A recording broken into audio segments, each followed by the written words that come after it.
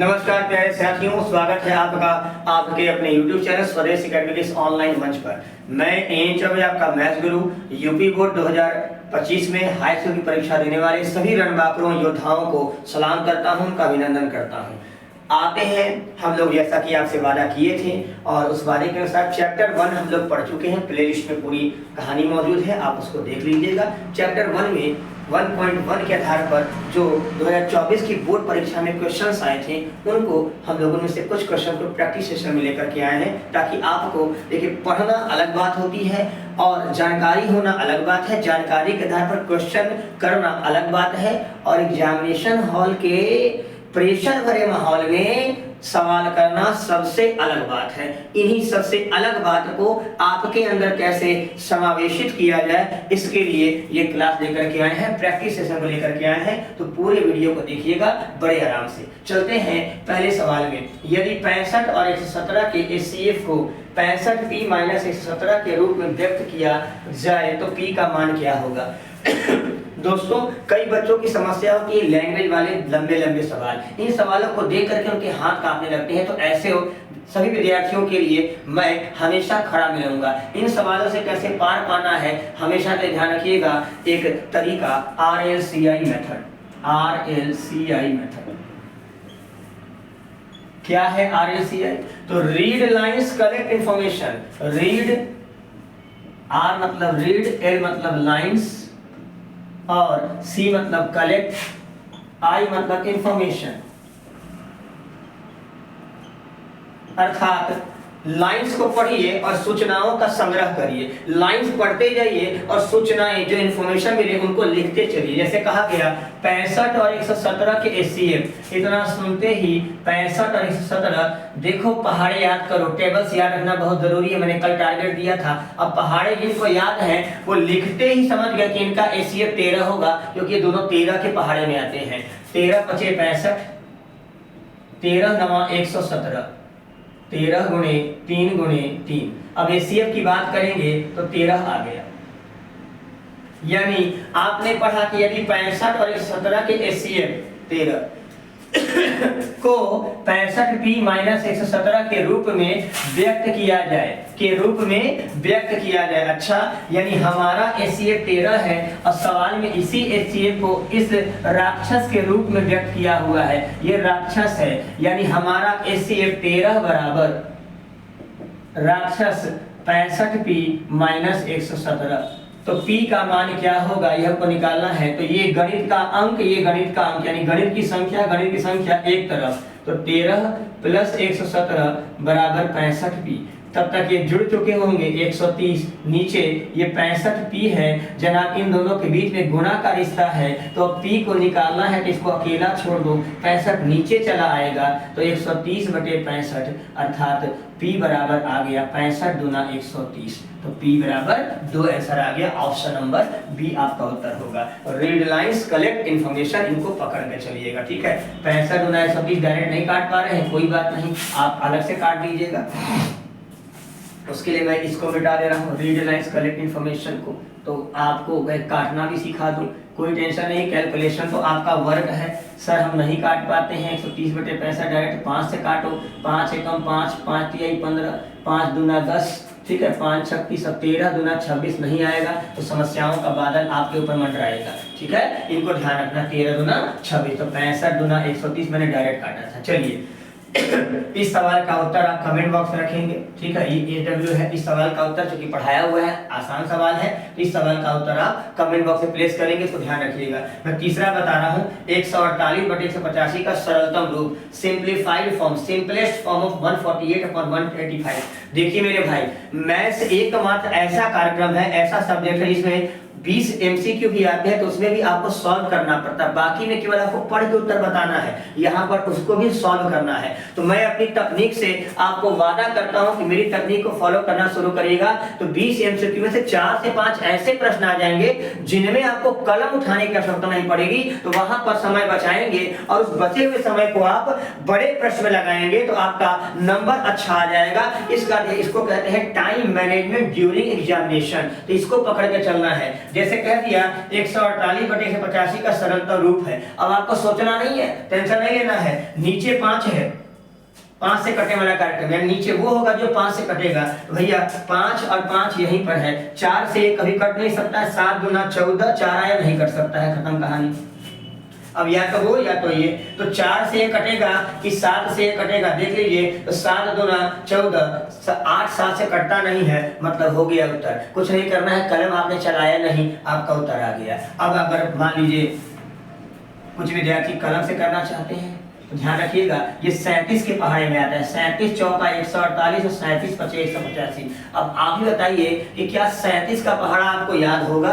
नहीं याद होगा साहब, तो फंस जाएंगे। तो ये सरल रूप का मैंने तकनीक क्या बताया, नीचे से 85 है तो ये जिससे कटेगा 5 से कट रहा है, 7 से नहीं कट रहा है, 4 से नहीं कट रहा है, 5 से कट रहा है, तो ये दोनों हमारा उत्तर हो गया। अब 5 से कट रहा है, ऊपर 4 रखा हुआ है, ऊपर 7 रखा हुआ है, तो 4 इसको काटेगा कि 7 इसको काटेगा, देख लो। तो 7 दूना 14 ये कट गया, लेकिन 8 नहीं कटेगा, इसका मतलब 7 इसको नहीं काट सकता है, तो हमारा उत्तर ये भी नहीं हो गया। तो 3 खत्म हो गए, तो उत्तर यही होगा। क्लियर हो गया? बातें समझ में आ रही है? अगले क्वेश्चन को लेकर फिर आ रहे हैं आपके साथ, ठीक है? चलिए प्रैक्टिस करते हैं अगले क्वेश्चन में।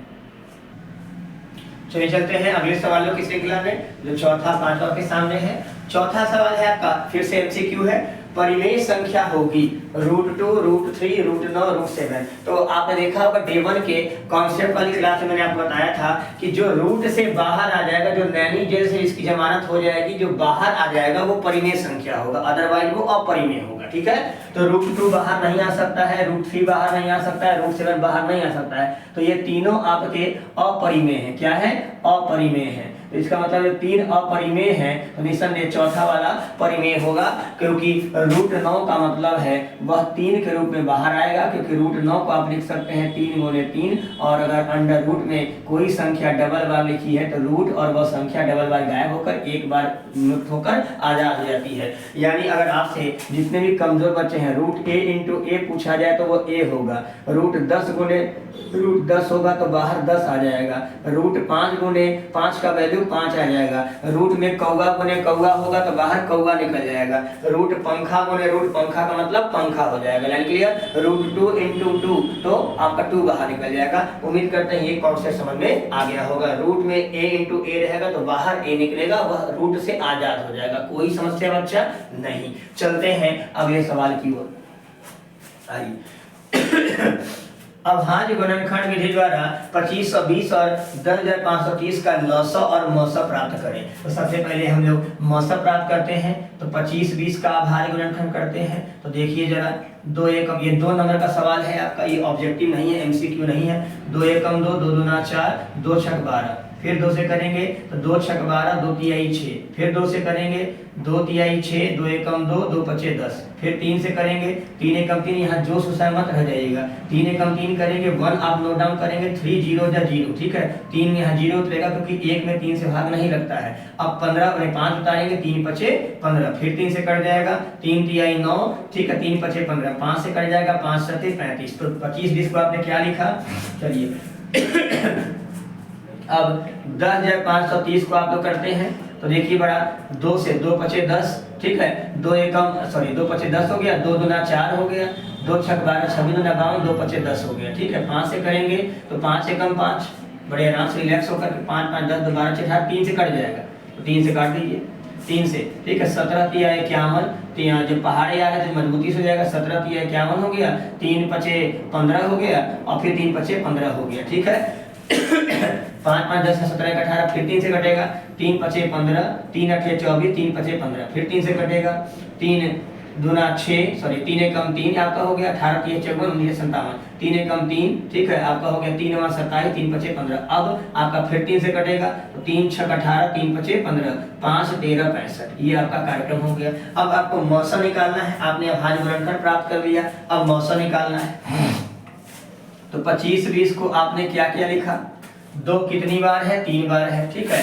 2 गुणे 2 गुणे 2, 3 कितनी बार है? 2 बार है, 3 गुणे 5 गुणे 7, ये आपका कार्यक्रम है। जिसका अगर हम बात करेंगे 10530 की, तो 10530 की बात करेंगे 2 गुणे 3 गुणे 3, गुणे ये 3 4 रहेगा लिखा है तो गुणे 3 आपका हो गया 5 गुणे 13 तो 5 गुणे 13। अब कॉमन फैक्टर ही मौसा को जम देगा तो कॉमन 2 है तो HCF बराबर 2 पहला काम हो गया। अब 2 कहीं भी यहाँ नहीं है, यहाँ 3 है तो यहाँ भी 3 है तो गुणे 3 आ गया। अब देख रहे हैं एक 3 और मिल रहा है, ये भी 3 है ये भी 3 है तो लिख लीजिए, लेकिन अब यहाँ पर 3 नहीं है, अंतिम में 5 आपको दिख रहा है तो ये 5 बन गया। तो 5 3 15 3 45 गुना 90 2 3 6 3 18 25 90 तो मौसा आपका हो गया 90 आ गया। मौसा कितना आ गया 90 आ गया। अब लौसा की बातें होंगी तो लौसा में आपको ज्यादा नहीं सोचना है, पहला काम तो ये मौसा वाला भाग पूरा उतर जाएगा, यानी 90 आप चाहे तो डायरेक्ट भी लिख सकते हैं, लेकिन आप यहाँ से स्टार्ट करेंगे कि 2 गुणे 3 गुणे 3 गुणे 5 ये मौसम लौसम में मौसम वाला भाग तो पहले लिख लीजिए, कोई टेंशन की बात नहीं है। अब देखिए कि क्या क्या हो सकता है। तो अब आप देख रहे हैं कि क्या क्या कॉमन आ सकता है। तो आप देख रहे हैं कि यहाँ 2 2 बाहर निकल गया था, अब ये 2 का मैक्सिमम भाग है 2 स्क्वायर तो 2 स्क्वायर हो गया। ठीक है, बड़े आराम से रिलैक्स होकर के टेंशन फ्री। दूसरा तरीका भी समझ सकते हैं कि यहाँ 2 की पावर 3 है, यहाँ 2 की पावर 1 है तो बड़ा वाला पावर आप ले सकते हैं ऐसे। ठीक है, अब देखिए ये दोनों 3 तो आ चुके थे, यानी अब ये 3 भी आ जाएगा, 3 का स्क्वायर बचा। अब ये 5 आ ही चुका था, यहाँ 7 बचा और यहाँ 13 बचा। अब इनको आपको मल्टीप्लाई कर लेना है। लाइन क्लियर, बातें समझ में आ गई? तो कमेंट बॉक्स में आप इसका मल्टीप्लाई करके लौसा जरूर बताएंगे कि कमेंट बॉक्स में कि लौसा कितना होगा। दूसरा तरीका लौसा का कि आप मौसा से लौसा ना निकाल कर डायरेक्ट लौसा निकालना चाहें तो कैसे निकालेंगे बड़े आराम से, ये भी देख लीजिएगा। यहाँ 2 के पावर 3 है, यहाँ 2 के पावर 1 है तो फिर 2 के पावर 3 मैक्सिमम वाला बाहर निकालते हैं लौसा में। ठीक है ना, ये 2 के पावर 3 है 25, इसको क्या लिख सकते हैं 2 के पावर 3 इंटू 3 के पावर 2 गुणे 5 गुणे 7। तो यहाँ इसको क्या लिख सकते हैं 10,530 को, तो 2 गुणे 3 के पावर 1 2 3 4 3 के पावर 4 गुणे 5 और गुणे 13। क्लियर? तो जब आप इसको हटा देते हैं ये कंडीशंस क्या हो गई, ये आपका कंडीशन हो गया है 25 20 और ये वाला क्या है, ये वाला है 10,530। अब देखिए तो मैक्सिमम पावर लौसा निकालना है तो इस तरह से भी निकाल सकते हैं। 2 की पावर 3 है, 2 की पावर 1 है तो 2 की पावर 3 और 2 की पावर 1 मैक्सिमम यानी महत्तम यानी अधिकतम पावर कौन है तो 3, तो 2 के पावर 3 हो गया। 3 के पावर 2 और 3 के पावर 4 में अधिकतम कौन है तो आप कहेंगे 3 के पावर 4 है सर, तो 3 के पावर 4 हो गया। कोई समस्या?